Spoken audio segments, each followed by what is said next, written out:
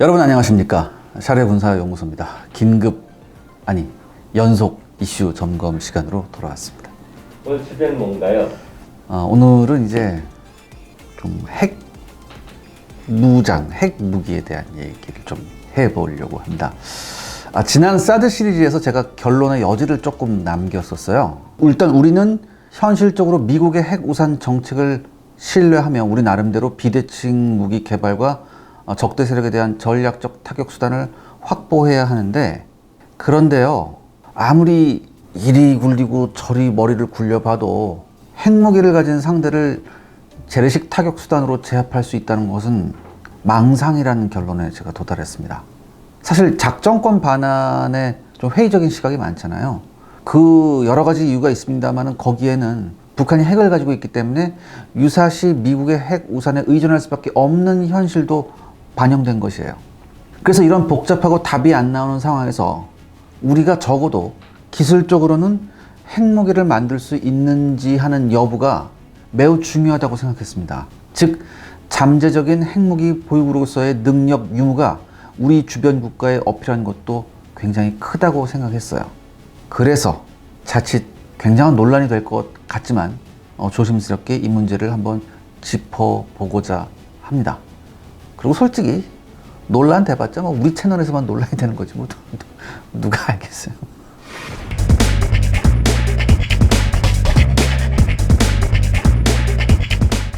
그렇다면 한국은 핵무기 제조 기술력을 가지고 있나요? 네, 제가 이번 편을 준비하면서요, 물리학 박사 등등 이 분야에 관련된 여러분들과 인터뷰를 좀 했었습니다. 결론부터 말씀드리자면, 만약 정치적 결단만 내려진다면 1년 내에 양산 모델은 아니더라도 실증 모델은 가능하다는 답을 얻었습니다.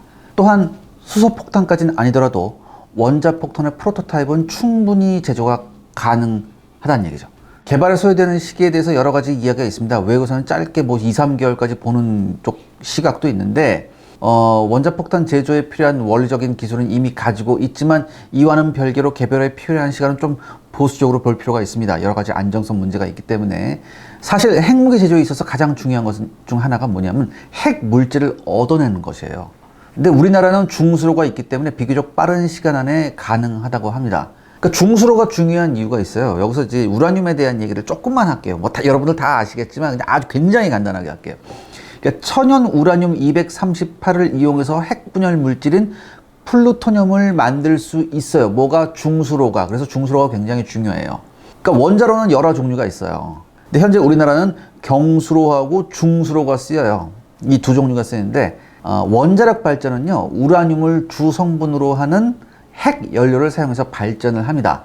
그러니까 핵 연료로 사용되는 우라늄은 우라늄 235하고 우라늄 238이 있어요. 제가 조금 전에 말씀드렸던 우라늄 238이 있는데, 특히 우라늄 235는 유일하게 핵 분열이 가능해요. 우라늄 238은 그 자체로서는 핵 분열이 불가합니다.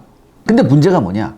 천연 우라늄 중에서 우라늄 238, 핵 분열이 안 되는 우라늄 238이 99.27%예요.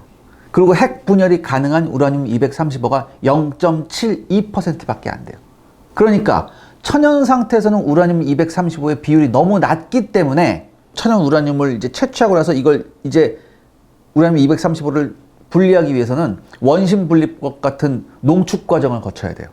그래서 이 농축 과정을 거쳐서 우라늄 235의 비중을 2에서 5%까지 높여야지 이게 비로소 이제 연료로서 사용이 가능한 거예요. 핵분열 연료로서. 그리고 이 농축된 우라늄은 경수로용 원자로에서 사용이 됩니다. 그러니까 한마디로 천연 우라늄 땅에서 막 농축하고 막 원심 분리기로 농축해서 2에서 5%의 우라늄 235 핵분열이 가능한, 이걸 얻을 수 있는 거예요. 굉장히 힘든 과정이죠. 한마디로 자국 내에 대규모 우라늄 광산이 있지 않는 한 농축된 우라늄을 얻는 것이 쉽지가 않아요. 그런데요, 천연 우라늄 성분 중 대부분을 차지하는 우라늄 238, 이건 제가 말씀드렸듯 그 자체로 핵분열을 하지 않는데요. 그런데요, 이 우라늄 238을 원자로에서 핵 반응을 통해서 플루토늄 239라는 걸 얻을 수 있어요. 그리고 이 플루토늄 239는요, 우라늄 235와 마찬가지로 핵분열이 가능합니다. 그리고 이걸 위해서는요, 경수로가 아닌 중성자를 공급할 수 있는 중수로 원자로가 필요해요. 그렇기 때문에 만약 핵무기를 개발하기 위해서는 경수로보다는 중수로 원자로가 훨씬 유리하죠. 다시 말해서 중수로는 효율이 아주 좋아요. 우라늄의 대부분을 차지하는 이 우라늄 238을 쓰기 때문에. 그리고 또한 이 중수로를 사용하면요, 플루토늄을 많이 만들 수 있습니다. 우리나라는 중수로를 제가 아까 말씀드렸죠, 보유하고 있습니다. 어디에? 월성 원자력 발전소, 이게 중수로거든. 그렇기 때문에 이 재반 지식이 충분해요. 그리고 핵무기 제조에 필요한 물질들을 얻기 위한 정밀 측정 전자 기술도 충분합니다.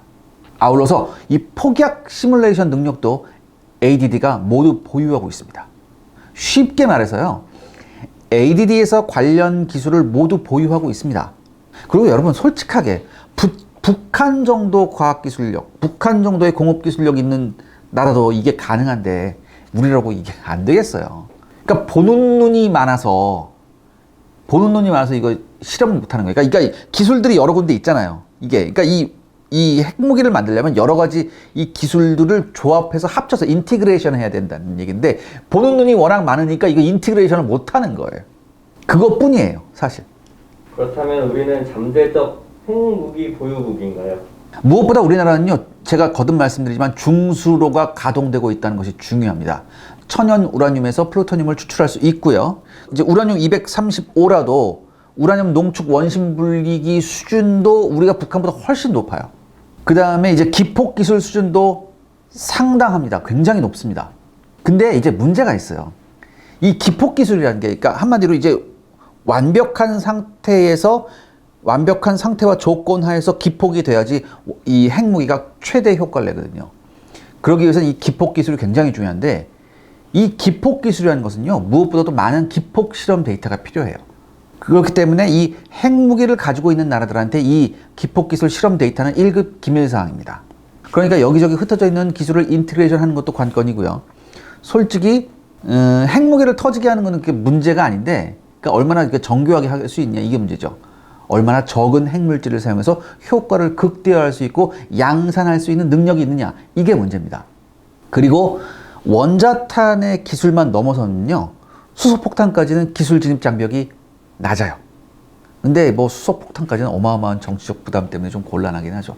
결론적으로 말하면요, 1, 2년의 시간과 결심만 있다면 실질적으로 핵무기로 인정되는 100킬로톤급의 핵무기 제조에는 무리가 없습니다.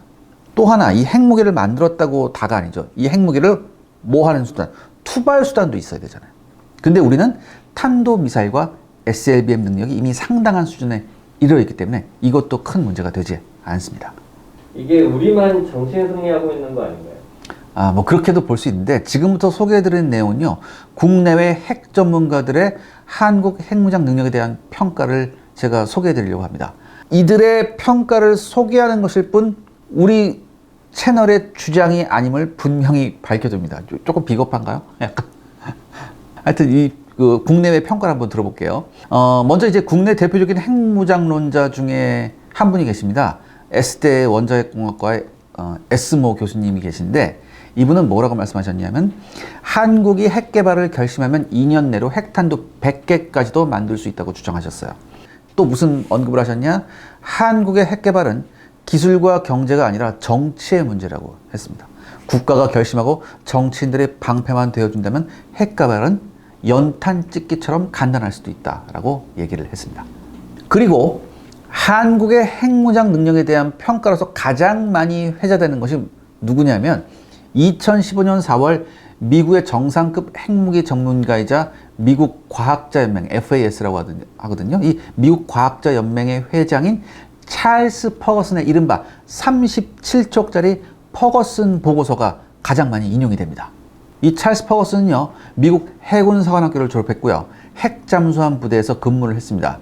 그 이후에 핵공학 분야를 연구한 뒤 미 국무부 핵정책 부서의 물리학자, 그리고 핵무기 관련 연구소의 상담력, 또한 유명한 외교협회 핵정책 담당 국장, 그리고 2010년부터는 미국 과학자 연맹의 회장을 역임하고 있는 이 분야에서는 넘사벽의 전문가입니다.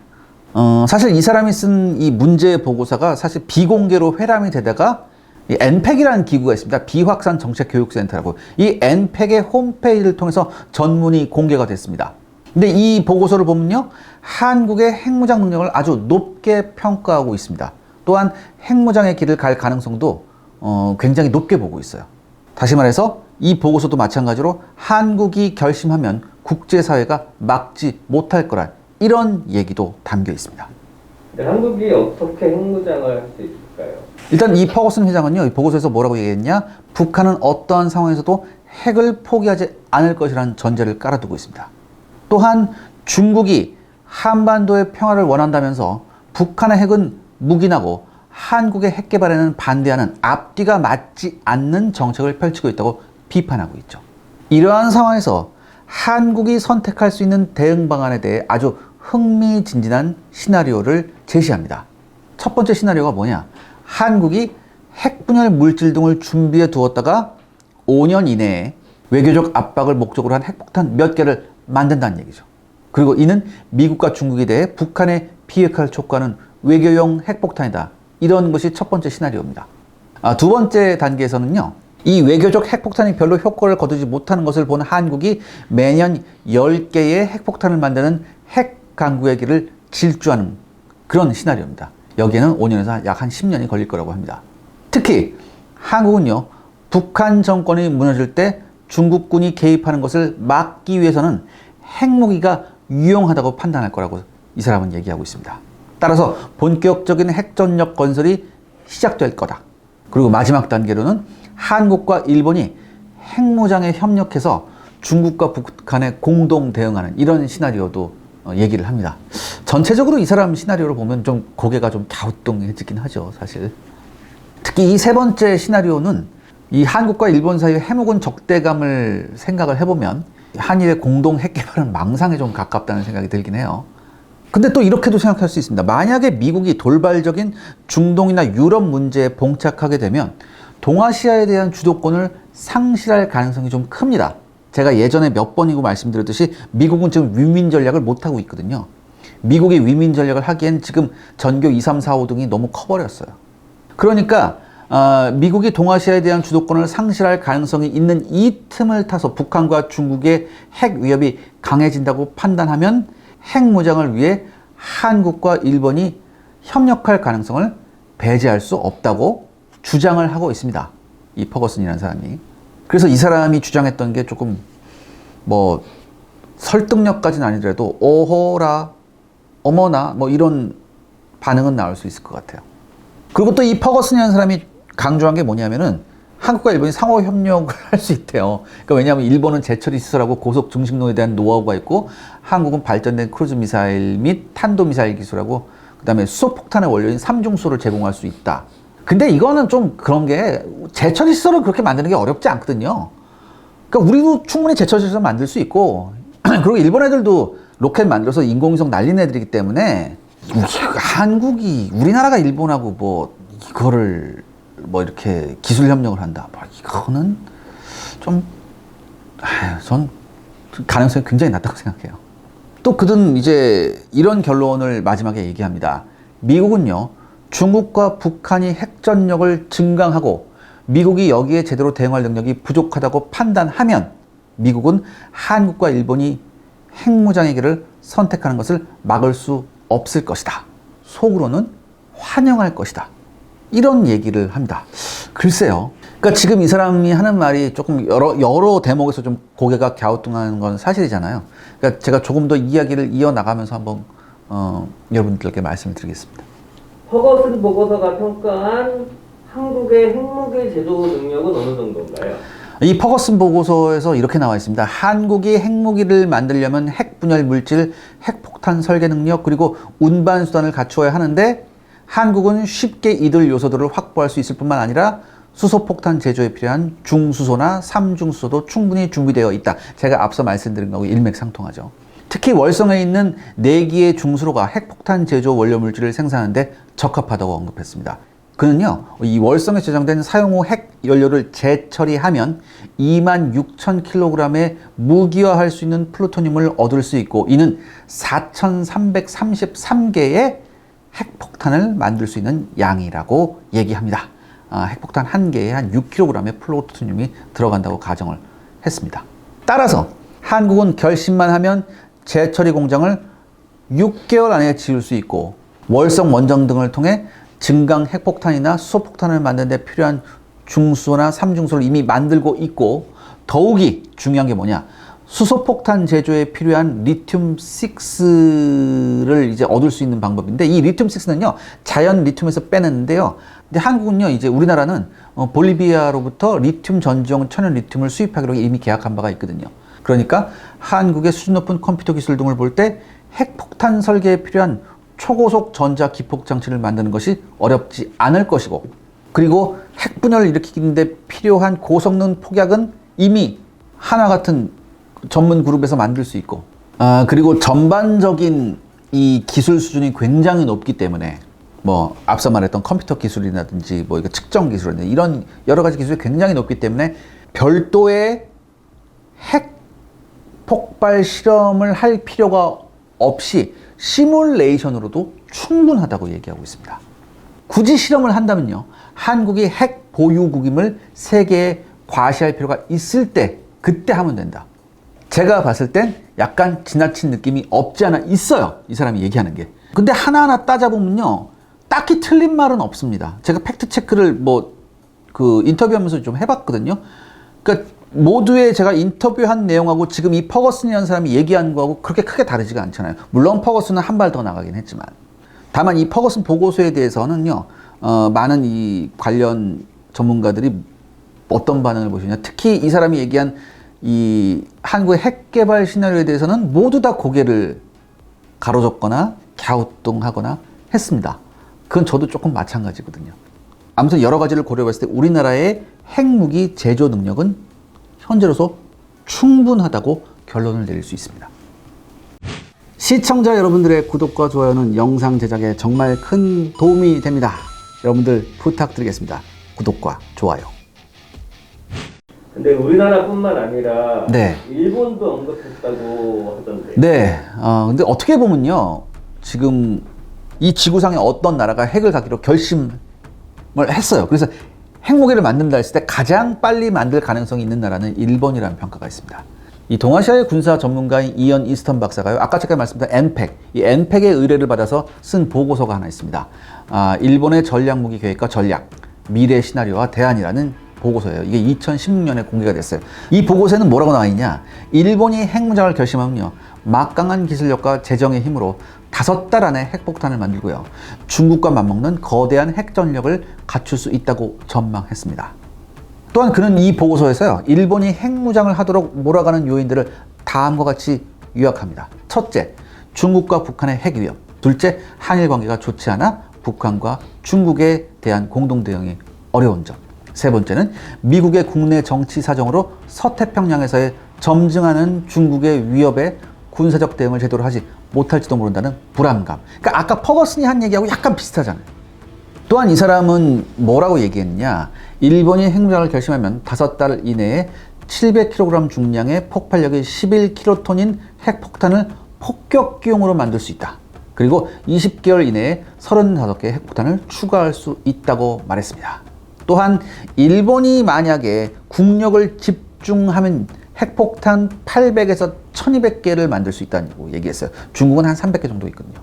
그리고 일본은 120대의 전략 폭격기를 또 만들 수 있다. 그러니까 전략 폭격기 한 기당 6개의 핵 탑재 크루즈 미사일을 장착할 수 있다고, 이런 가정이 가능하다고 하네요.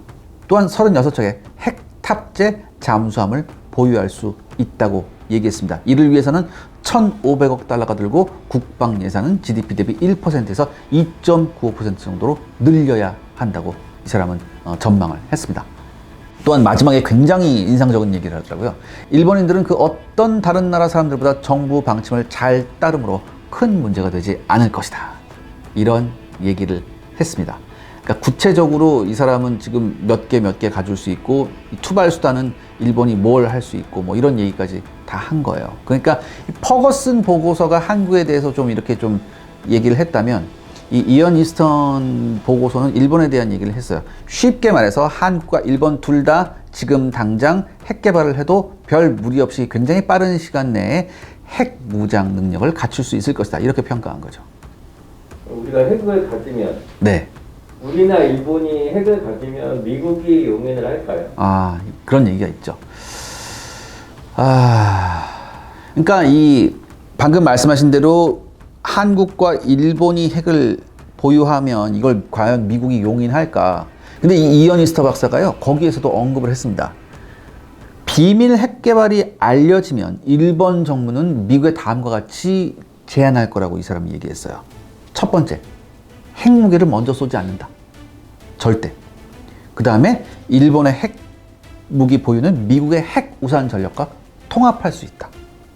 또한 다른 나라의 핵폭탄과 관련 기술을 넘기지 않는다. 그리고 핵폭탄 보유량도 최소한으로 제한한다.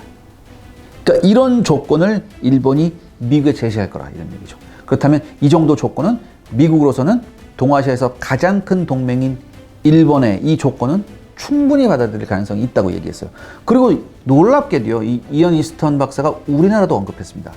일본이 핵무장을 한다는 사실을 알면 한국도 할 거다. 그리고 적어도 한국은 일본 규모의 핵 전력을 신속하게 갖출 수 있다. 그리고 일본은 놀랍게도 이에 개의치 않을 것이다. 중국과 북한의 핵 위협에 대항하는 데 있어서 민주국가의 핵무장은 오히려 도움이 된다고 판단할 것이다. 이렇게 얘기를 했습니다. 그러니까 굉장히 놀라운 사실이죠. 그러니까 우리나라의 핵 관련 전문가들, 그 다음에 퍼거슨, 그 다음에 이안 이스턴, 지금 계속 굉장히 좀 일맥상통하는 얘기를 하고 있어요. 그 다음에 어떤 정치적인 것도 우리가 이렇게 알고 있잖아요. 정치적인 면도 미국이 절대 용인하지 않을 거라고 했는데 오히려 이런 전문가들은 이런 쪽에서 미국이 우리가 생각한 것보다 훨씬 유연하게 나올 수 있다고 얘기해요. 그래서 굉장히 놀랍습니다. 그렇다면 네. 한국이나 일본이 미국이 제공하고 있는 핵 우산을 안 믿는다는 얘기인가요? 그렇죠. 쉽게 말해서 제가 지난 사드 말미에서도 말씀드렸듯이 과연 핵 우산을 믿을 수 있느냐. 그러니까 이걸 전적으로 믿기에는 불안하지 않느냐라는 제가 말씀을 드렸잖아요. 그렇기 때문에 자체적인 핵무장을 굉장히 기술적 이런 거라도 좀 검증을 해봐야 된다고 해서 이번 영상을 만들게 됐는데 재밌는 사실 하나 말씀드릴게요. 2014년 12월 25일 일본의 보수 성향 국가기본문제연구소가요, 도쿄에서 이 심포지엄을 하나 열었어요. 이 심포지엄 제목이 뭐냐면은 전후 70년 국제정치의 지각변동에 어떻게 대처할 것인가, 이런 주제였거든요. 여기서 아서 웰던 펜실베니아 주립대 교수가 굉장히 유명한 역사학자래요, 미국에서. 이 사람이 이런 얘기를 했습니다. 미국의 핵우산은 믿을 수가 없다. 굉장히 놀라운 얘기죠. 그러니까 미국의 굉장히 저명한 역사학자가 일본에 와서 미국의 핵우산을 믿을 수 없다고 심포지엄에서 얘기했어요. 무슨 내용일까요? 워싱턴은 일본이 핵 공격을 받게 되면 반드시 일본을 지킬 것이라고 말해왔지만 개인적으로 이 말을 믿고 있지 않다.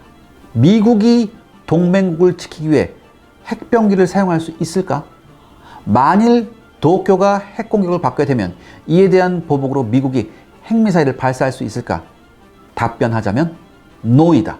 이렇게 명확하게 얘기했어요. 그러니까 이건 사실 미국의 핵우산 정책에 포함된 게 일본뿐만 아니라 우리나라도 마찬가지예요. 우리나라하고 똑같은 상황이에요. 이거 굉장히 놀라운 얘기인데 또 이런 얘기도 합니다. 미국 본토가 핵 공격을 받는 상황이 아닌 경우 절대로 핵병기를 사용하지 않을 것으로 나는 확신한다.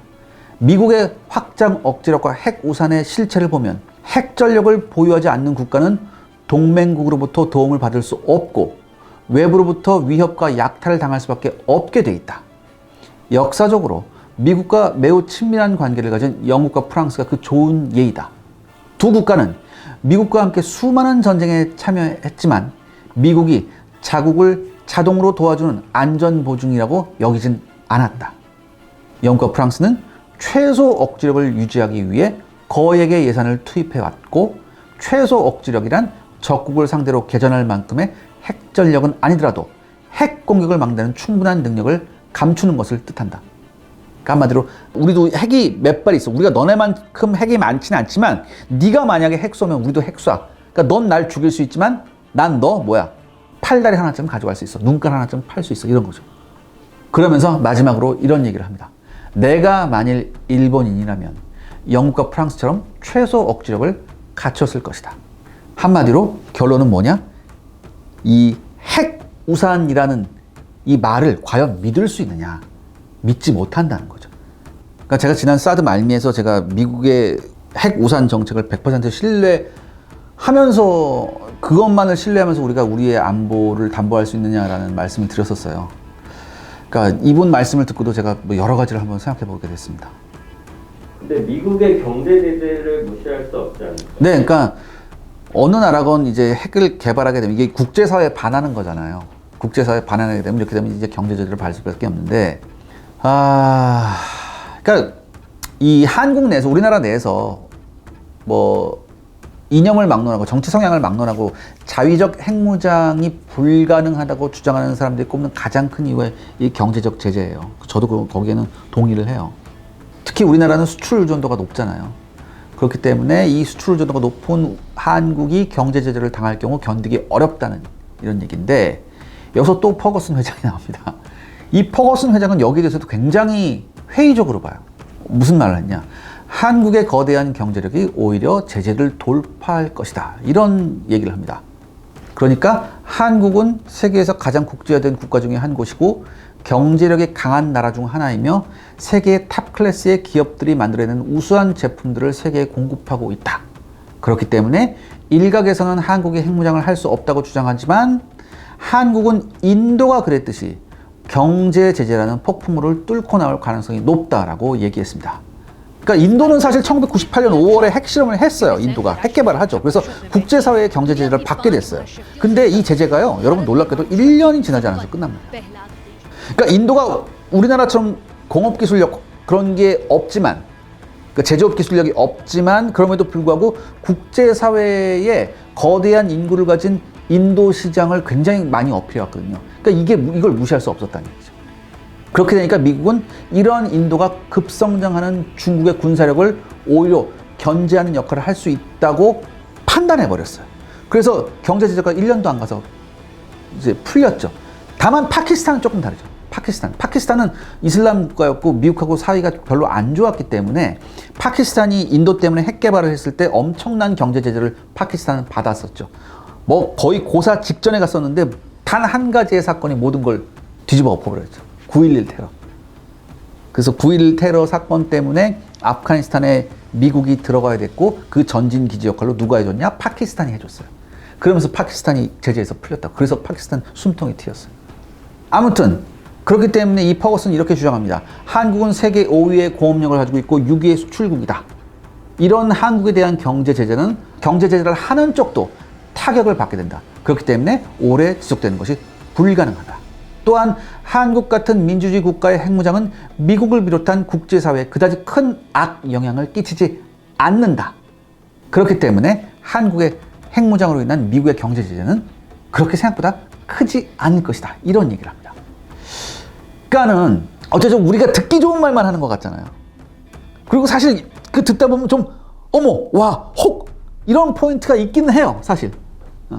그러니까 이렇게 혹하니까 무슨 생각이 드냐면은 순간적으로 사실 지금 우크라이나 사태 때문에 세계 경제가 불황이고 막 뭐 우리나라에 신경 쓸 틈도 없고 다 저기로 포커스가 지금 우크라이나로 가 있을 때 이럴 때 확 해치워버리면 어떨까라는 생각을 한번 해보긴 했는데 아유 와서 그러면 안 되죠. 그러면 안 돼요. 예전에 네. 핵을 무기가 아니라 추진체로 쓴다 그런 네. 말씀하셨어요. 네, 제가 그 한국무한편에서 그런 얘기를 한번 했었죠. 그러니까 원자력을 추진체로 쓰는 것. 이것도 이제 기술적 문제만 좀 알아보면은 잠수함에 들어가는 원자로는요, 보통 발전소의 50분의 1만 돼도 충분하대요. 다만 안정성 문제 확보가 관건이래요. 그러니까 이게 보통 원자로 교통 설계라고 하는데요. 이 원자로 이제 이 시스템이 어떻게 이렇게 막 연결되고 이런 게 이걸 교통 설계라고 하는데 이 원자로 교통 설계에서 가장 중요한 것이 밀폐성이래요. 그러니까 운용 구역 밖으로는 절대 방사능이 누출되지 않도록 설계하는 거죠.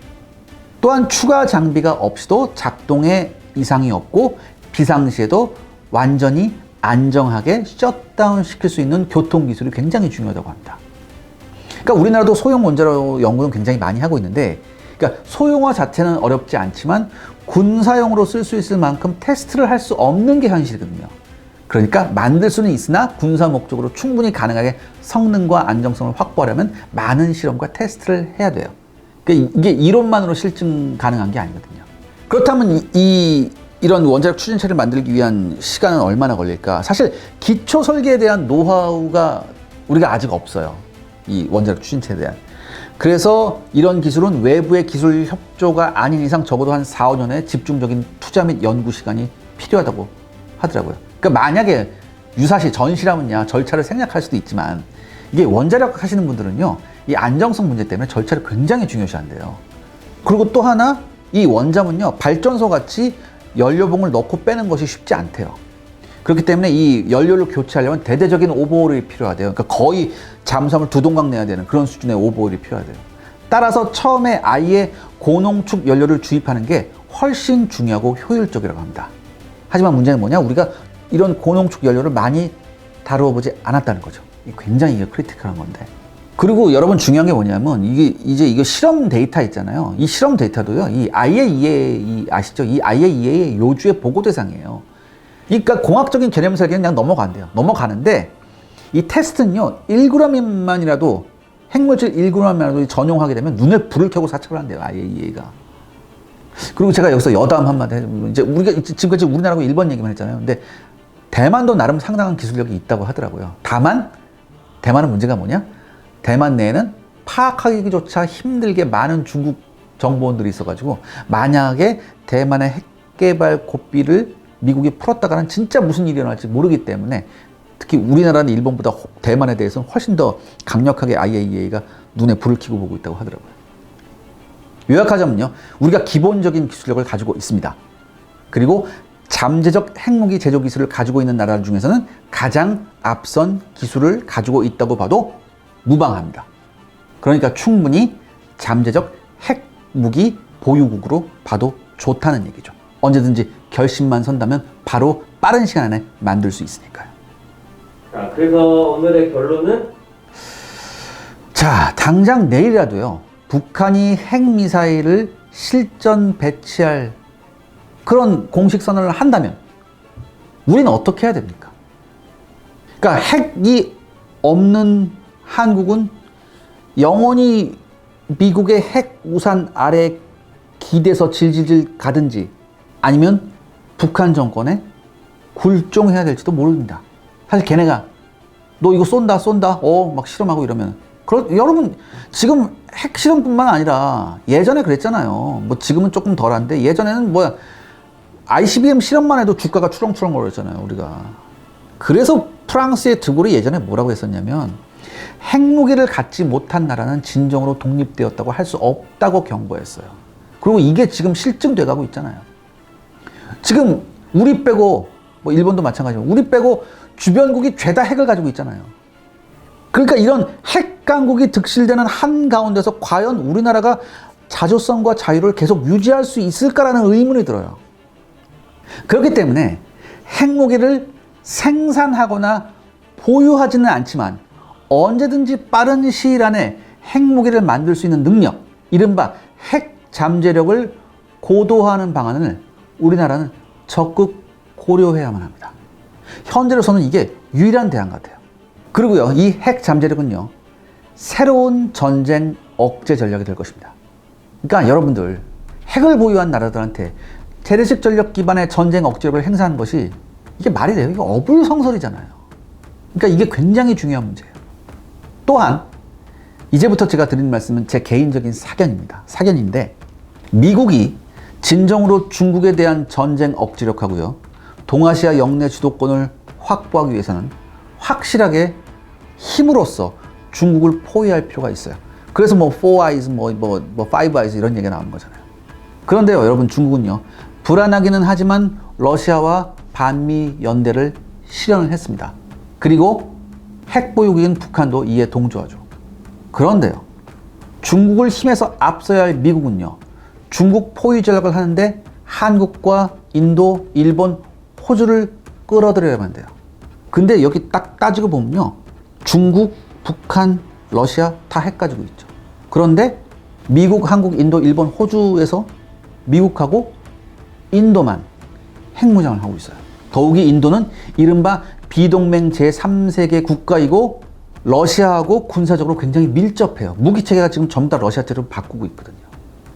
그렇다면 미국만이 핵무기를 가지고 있는데 과연 핵 우산을 통해서 중국을 힘으로 압도할 수 있을까라는 의문이 들어요. 이렇게 되면 아마도 동북아 전체 전략 균형이 중국 쪽으로 급속도로 기울게 될지도 모릅니다. 그렇기 때문에 미국도 러시아 우크라이나 전쟁이 끝나고 글로벌 경제 위기를 넘기면 어떤 정책의 변화가 있지 않을까 저는 한번 생각을 해봅니다. 그렇기 때문에 우리나라는 그 정책이 바뀌었을 때를 대비해서 핵 잠재력을 키워야 한다고 생각합니다. 앞서 퍼거슨 회장이 말한 그런 시나리오 있죠. 독자적이고 국제사회에 반하는 그런 핵 개발은 사실상 불가능해요. 그런 식으로 동맹을 훼손해서는 안 됩니다. 미국의 정책 변화를 인내심을 가지고 기다리면서 핵 개발 역량을 고도화시키는 것이 가장 현실적이라고 생각을 합니다. 그리고 언젠가 기회는 반드시 온다고 봅니다.